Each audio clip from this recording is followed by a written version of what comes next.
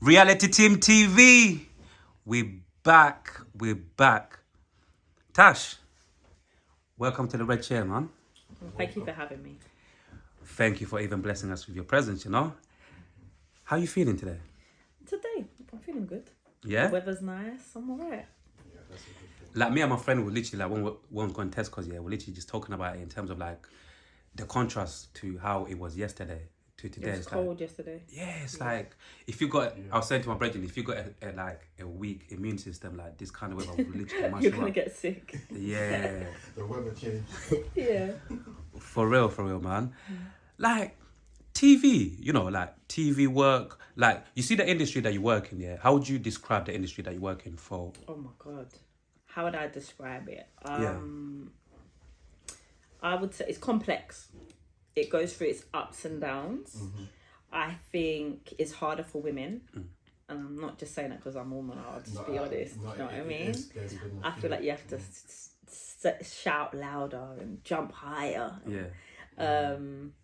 But complex, and it can be a bit cliquey sometimes. Sometimes I feel like it's about who you know and not what you know. What you know, Yeah. Talking about, even quickly just talking about clicky, Yeah. wouldn't you say that like that kind of happens in like every industry? Like, you know, sometimes like people, isn't that like human nature where people are always going to end up somehow being in little cliques or whatever? I mean, I see what you're saying, but Yeah. should it be that? No, it should It absolutely should be not. about like, do you have the skills to do this job, rather than like me. If I'm big and rich, and I just give it to my son. Like, do you know what I mean? Yeah. So, yeah, I don't believe in the clickiness, but it is what it is. Yeah. Where did this, you know, this journey that you're on, you know, like with all of the work that you're doing, like, when did the journey like begin, literally, like officially? It officially started about 6 years ago. I wanted to make content for a very long time. I wasn't sure how to get it done. I feel like the same time I decided to actually do something about it, I found out I was pregnant. So it was kind of a thing where I was like, should I just carry on or should I wait? But I decided to carry on, and I just decided to pick up a camera and just try and make something. I was quite naive though in the process. I wasn't really sure I didn't know about sound or light, how important those components were to making content. And but I still went and I made my show, and yeah, I think people really they still enjoyed it. I think the storylines helped because I think they can. I swear on here. Of course. I You think, can say what the fuck you like, to Okay. be brutally honest. I think that To be people honest. will fuck with your storyline. Yeah. Like they'll forgive certain things like sound and stuff like that, because they know that, you know, you're just someone trying to make it, you know. For real. And like moving forward, you see like when you first made like your first project, Yeah. did you have like a certain like idea in terms of like, this is what I want to do, like movies, short movies or music videos? You got to say, like, what did you want to do like from the beginning? Did you have like a certain idea? So the idea, my first idea, the Yeah. concept was based on like my life. I just wanted to show people what me and my friends went through. But then when I made it and I did a casting call, like I went to a girls' school, so it was meant to be about 5 girls. And then when I did the casting call, no girl showed up, or not many. So it already changed into men. Okay. So it kind of, I didn't realize that series would have given me the confidence and given me the vim to carry on and want to make more. Short films are cool. I do love short content, but my series is something that like there's a next buzz I get making it. And music videos just doesn't excite me, I'm not gonna lie. I mean, would I dip into it? Maybe, but it's not on my list right now to do. If a big artist said to me, Tash, would you direct my music video? I'm not gonna say no. Yeah, of course. But of course, yeah. is it like my goal? No. It's not your preference. No. And a lot of people that do music videos actually, they actually come to me and say like it kind of, they get stuck in a box that they only can do music videos. Yeah. So yeah, I think I'll stick to just doing my short content. Yeah. Yeah. Like with what's going on with like you know, within the UK, obviously with Rapman, like we said, with his super cell success, like, do you think, like what I said to you off camera, do you think like, in terms of like, obviously us lot as consumers, we're looking at Rapman getting obviously, you know, the success, and we're thinking, raw, the gates are opening, there's big money in, you know, in this industry now, especially for up and coming, you know, like filmmakers, directors from where we come from. Is that the truth, or is far from the truth in terms of like the gates and the doors opening in terms of like, you know, like the industry that you guys are in?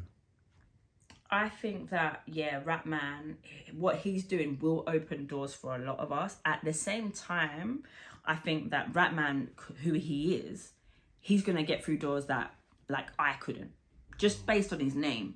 But he's been in rooms and making, like, executives realise that, oh, there is talent that look like him, that sound like him, that come from the place where he comes from, and there's talented people there. And that they might be like, so when I walk through the door now, they'll be like, oh, okay, we've seen someone like her before in the form of Rapman and things like that. And it will make it easier to have conversations. Whereas before, they might have been a bit hesitant to, you know, accept someone that comes from where we come from, sound the way we sound. Do you know what I mean? Yeah. They're very, I do realise they were very sceptical. Yeah, and you have to understand, like, when you're going into those rooms, they are probably old white men who probably have never been around us or have an idea of what looking at us and being like, oh, they're, you know, maybe they're hood or they do crime. They just have an idea, like, this negative association with us. So now Ratman has shown that no, we're not all thugs, for example. Like, come on, these kids, to them would be, are talented, and give them a chance. And look what he's done. Second season coming. Yeah, that's amazing.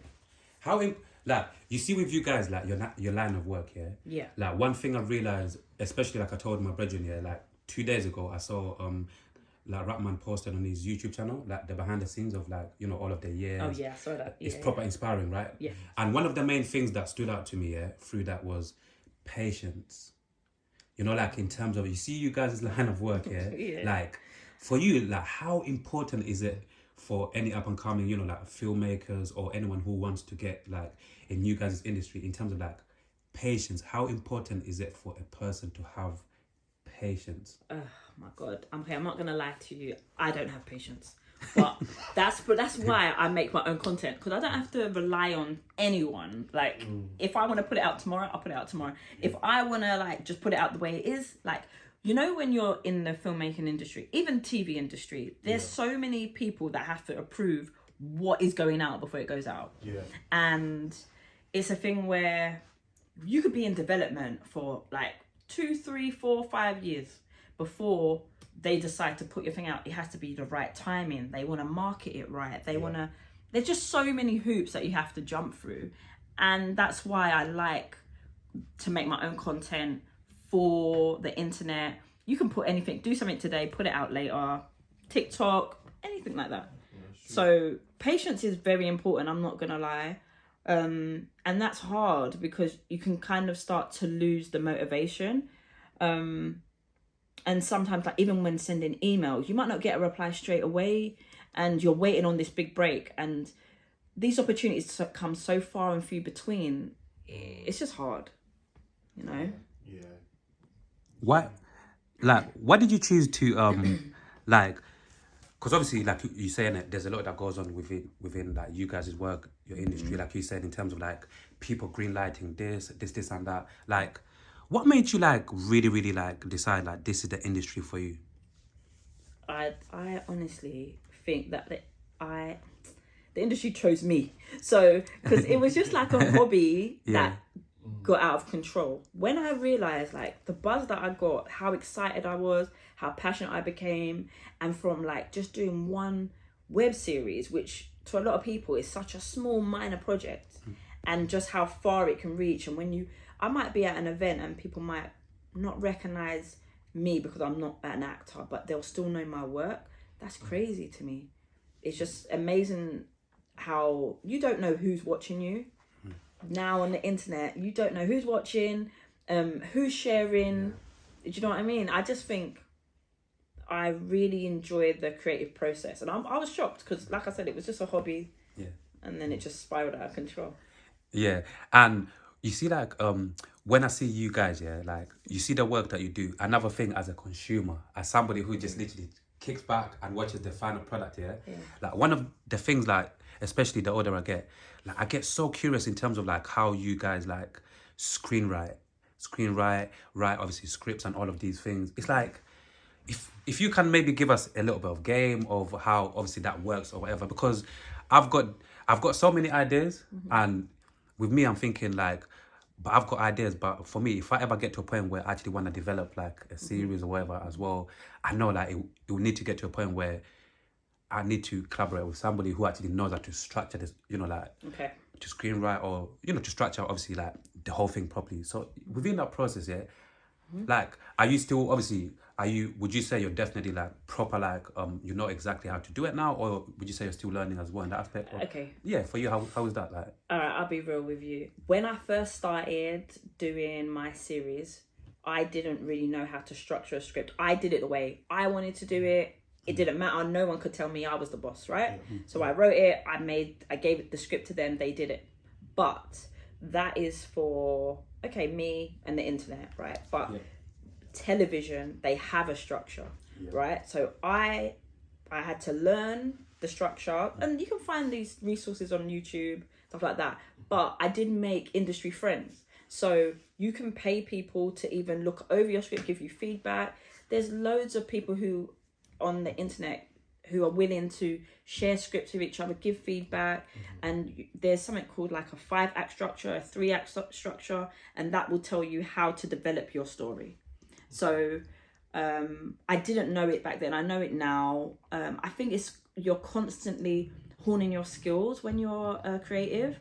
I think that I'm a lot better at it now, but at the beginning, no. Looking back at some of the scripts, it's like, no, I didn't have any idea. But I think there's people I know loads of people now who actually have made a little business from it, who will be like a script consultant. They have all these kind of services where they can read your script and rewrite your script and talk about your grammar, the structure, where the plot should go, and there's just so many resources out there now. So especially now, I'm new to TikTok, but there's even people on TikTok who their TikTok is just full of tips and tricks of how to construct your script and make it the best it can. So yeah, that's what I would do if I was to advise anyone coming into it, how to first of all write your story, get it out, finish it, and then go to somebody and ask for their feedback. And you know, it might be just about rejigging it. It might all be there, just not in the right order. Yeah, that's true. You know, How, because obviously like this takes a lot of time, innit? A lot of time, a lot of obviously effort in terms of like doing what you guys do, yeah? Like, how do you balance, like, obviously you're a mother as well, yeah? I am. How do you balance everything together? Like, do you know what? It is a balancing act. I think it's about organising your time well. For me, my daughter goes to school now. So but before that, I would just film on weekends and evenings. Now I have the luxury of filming during the day. My daughter has special needs. So I don't work like a 9 to 5. So I have during the day when she's at school to like work on my craft, do scripts, do meetings, pitch decks, do what I have to do, and then I have my daughter, and then I can film in the evening if I wanted to. However, I think if this is something that you really want to do, you're gonna have to grind hard, film around your work hours, weekends. There's no excuse. Yeah. So yeah, you've got, if you like, because you're battling or competing. Is it competing? Yeah, but with so many other creatives. There's people who have an iPhone and just going around the streets filming content. Yeah, that's true. Anything can be content these days. So my advice is like, just any time that you've got free, utilize that time, get some actors together, put something in a WhatsApp group. Who's free on next Saturday? Let's do it and bang it out, because now content is just churning out on the internet. Yeah, it's true. Do you know what I mean? Yeah. when you're recruiting, when you're working on like a project and whatnot, Yeah. and you're obviously recruiting people, like you said earlier, you're looking for an actor, like how did that process like work, like in terms of like, you know, like for example, if I was an actor and I went to audition on your movie and whatnot, like in terms of like like how did that process work in terms of like when you write something, do you guys have like this picture of like the person that you're looking for, the perfect person, like who to choose?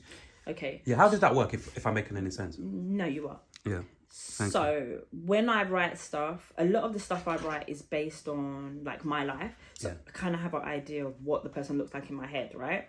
So not all the time that colour matters, but there's a site called Mandy.com, Star Now. There's a few of them where you can find, if you tick blonde, white, green-eyed, you can find that person. For my web series, I actually brought everybody. I put something on the internet in a few Facebook groups, and I said I'm just casting. So loads of people just came, and I just saw people, and I kind of was like, oh, that person could play X or Y, Z. And so every project was kind of different, but I am becoming more specific these days. So I use those websites that I said earlier, but most of the time I have an idea what the person looks like. I've kind of got a pool of actors that I now know, or I've watched them in other things, and I'm like, oh, like you remember a good actor. You know, or if they DM me and they might be like, oh, like think of me when you're having when you've got another project, I might say to them, do you have a show reel or some examples of your work?